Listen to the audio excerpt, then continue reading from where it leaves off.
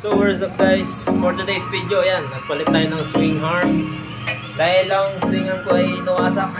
Ayan, sobra siguro bigat. Ayan, buti na lang nandiyan si Boss Jay Suena. Ayan, nakakuha ko na ano sa kanya ng swing arm. At ang ginawa ko, refresh ko na rin. Ayan, bagong pintura, pati ito medyo nagasgasan lang. Ayan, pininturahan ko lang kasi wala tayong pabili ng bago. Hindi ko kasi alam sa makakabili eh. So ayan, pininturahan ko na rin yung stock na ano niya, stock shock niya, pininturahan ko na din. And then nagputol ako ng konting kadena. Ayan, nagputol ko ng konting kadena. Ayan, buwi na ulit siya. At ito, binlagyan ko ng ano, ng matagal na nakalagay ito eh. Ano yan, pamlet ng click para may guide to. Hindi nagagasgasin yung swing arm. So para sa akin maganda yun kasi matigas eh.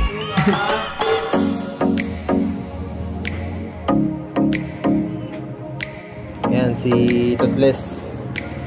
At ito, gagawin ko rin ngayon to kasi bakbak na. Pipinturahan ko din yan. Pati ito, gagawin ko na ng color black.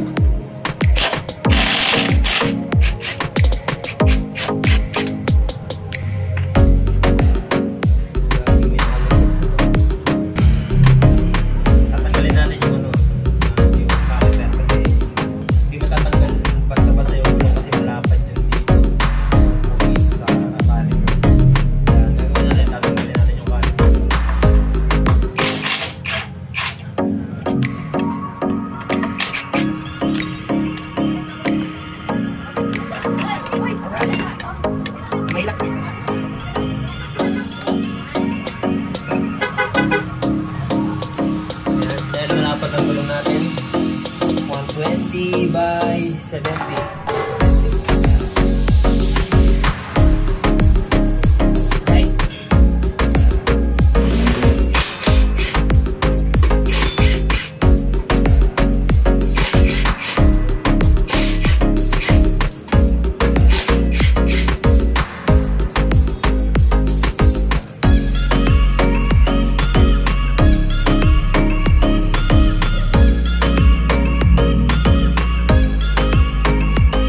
Dinamay ko na nga rin yung shock na yan.